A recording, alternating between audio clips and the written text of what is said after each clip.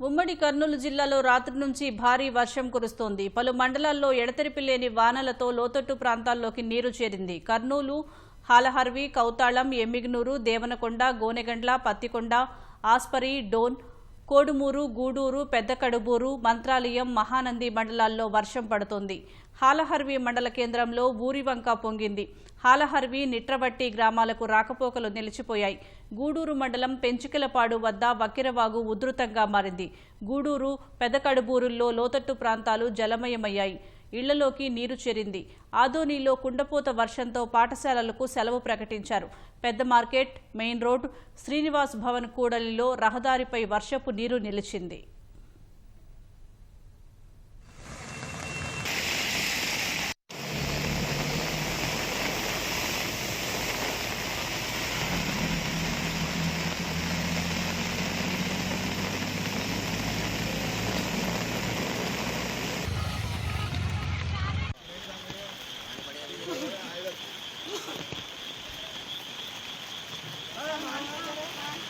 कहाँ जरा हटना।